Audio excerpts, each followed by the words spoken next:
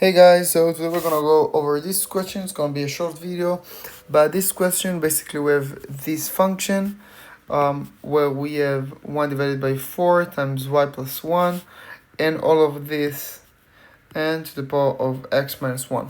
So we are describing an algorithm to generate a sample of a pair of xy distributed according to the joint distribution g of xy using a uniform distribution and a geometric distribution, okay, for some value p.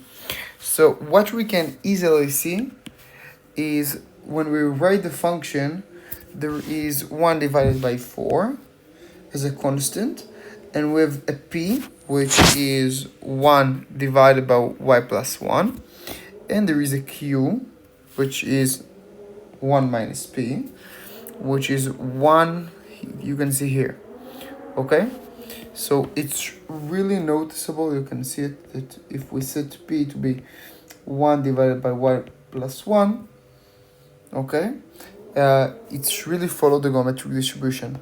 So we have a geometric distribution, but by a factor here, okay? So what we're first gonna do is we know that the integral for each geometric distribution from all the values from 0 to infinity or from 1 to infinity, be correct, will be 1, okay, for whatever p. But our geometric distribution was multiplied by 1 divided by 4, okay? And we can deduce from it that each value of y have the same probability to be simple, which is 1 divided by 4. Okay? By the way, you can ask your professor, we'll tell you the same thing.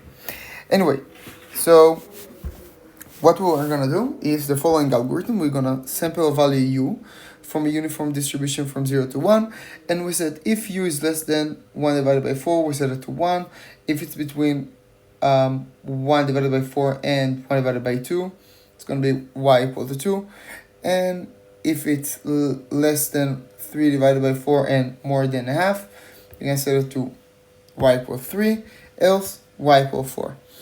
Then we have a geometric distribution with a value p that we sample, which is either